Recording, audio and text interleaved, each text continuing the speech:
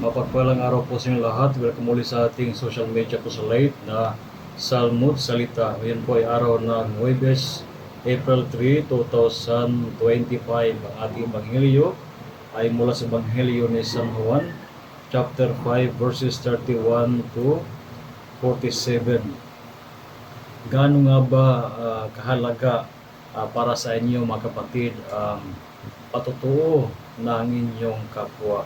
Ito ba ay higit na napakahalaga kaysa ang patutuo ng ating mga gawa, ng ating mga ginagawa ayon sa inaasahan na dapat nating gawin? Sa panahon ngayon, minsan ay nabubulagan tayo sa mga sinasabi, sa mga salita, sa mga patutuo ng ating kapwa para tayo ay itaas, para tayo ay piliin, para tayo ay kilalanin o kaya tanggapin. Pero ang tanong, gaano nga ba katotoo ang mga sinasabi ng ating kapwa, lalo na sa panahon ngayon o sa presensya ng social media? Ang lahat ba ng ating mga naririnig mula sa bibig na kung ng ating mga kapatid o kaya ng mga tao na gustong piliin, na gustong kilalanin, sadyang ba ito ay makatotohanan?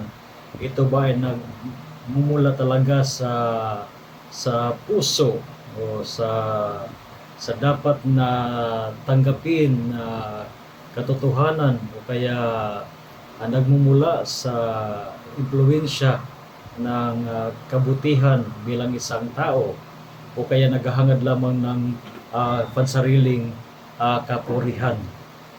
Kaya si Jesus ay nagbibigay sa atin ng paalala na bagamat minsan kailangan ang mga patutuo ng tao,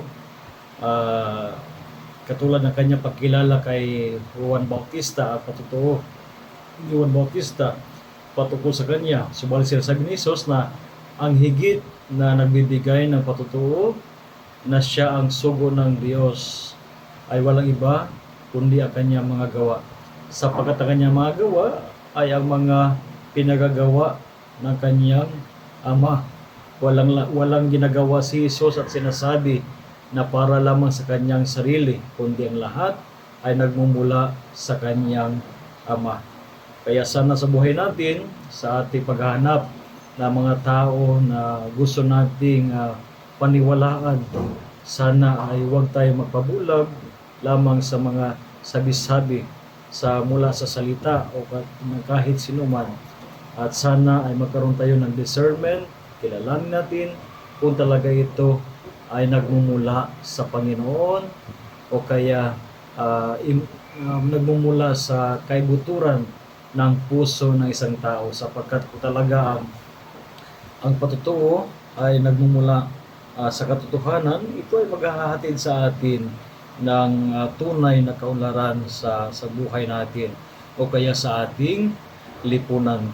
Subalit kung lahat ng mga sinasabi na patutuo ay ang hangarin ay para lamang sa pansarili o na kapurihan o para sa pasariling kagustuhan o sariling interes lamang, at sigurado ito ay hindi maghahatid sa atin sa kaunlaran, tatapwat sa pagkawatak-watak o hindi pagkakaroon ng kaayusan. So again, a blessed day sa inyong lahat at pagpalain kayo ng Panginoon sa inyong pagpapatuloy ng paghahanda ngayong panahon ng Kwaresma. And of course, rest assured of my prayers for each one of you, at naway ang lahat ang ating mga ginagawa ngayong panahon Kwaresma ay dalhin tayo na maging tunay na patutuo ng presensya ng Panginoon bilang mga Kristiyano.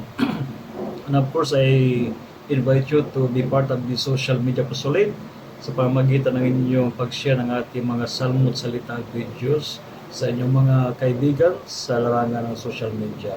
So again, a blessed day sa inyong lahat.